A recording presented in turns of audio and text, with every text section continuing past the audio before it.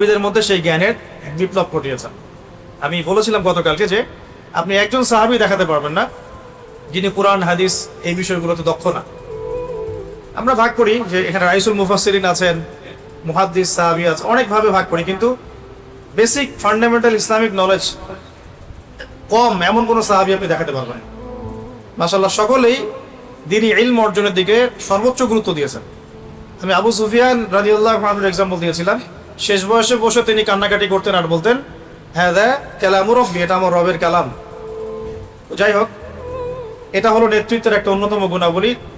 আল্লাহ পাক যাকে নেতৃত্ব দিবেন বা ভবিষ্যতে মুসলিম উম্মার কর্ণধার বানাবেন, তাদের উচিত হবে জ্ঞানের প্রসার ঘটানো, জ্ঞানের একদম বিপ্লব ঘটানো।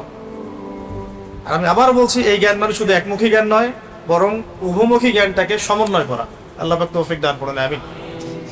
3 নম্বরে বলেছিলাম গতকালকে, 3 নম্বর পয়েন্টে, যে নবী সাল্লাল্লাহু আলাইহি ওয়াসাল্লাম শুধুমাত্র এই জ্ঞানের দাওয়াত দিয়েই বা বিপ্লব ঘটিয়েই নিজের নেতৃত্বের হক পূরণ করেন নাই, বরং তিনি সবার আগে তার উপর আমল করে দেখিয়েছেন।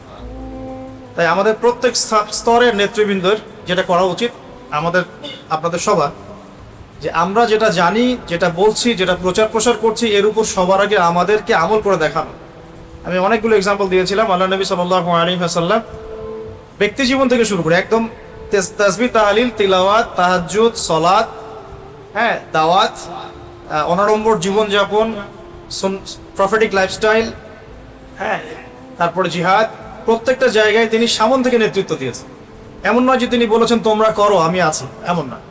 মানে তিনি নিজে করে দেখিয়েছেন, নিজে অনাড়ম্বর জীবনযাপন করেছেন, নিজে অল্প খেয়েছেন, অল্প ঘুমিয়েছেন, রাতের বেলা লম্বা সময় তাহাজ্জুদ পড়েছেন, আবার ফজর পড়েছেন, আবার তিলাওয়াত, আবার দার্স, আবার দিনের প্রচার প্রসার, মাঝখানে রিজিকের জন্যও কিছু কাজ করেছেন। এমনকি খন্দকের যুদ্ধের কথা বলেছিলাম, তিনি নিজে পখিরা ফলেছেন।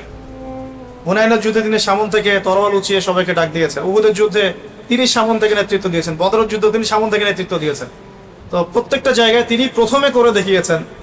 তার মানে নেতৃত্বের গুণাবলী অর্জন করতে হলে সিরাত থেকে আমরা শুধু জানি প্রচার করবো এমনটা নয়, বরং নিজে আগে আমল করে দেখাবো, দৃষ্টান্ত স্থাপন করবো। আল্লাহ পাক তৌফিক দান করুন। এটাই আমাদের বর্তমান পুরো বিশ্বের যারা মুসলিম জাহানের নেতৃত্ব দিচ্ছেন তাদের মৌলিক সমস্যা। অনেক কিছু বলছেন কিন্তু করে দেখাচ্ছেন না।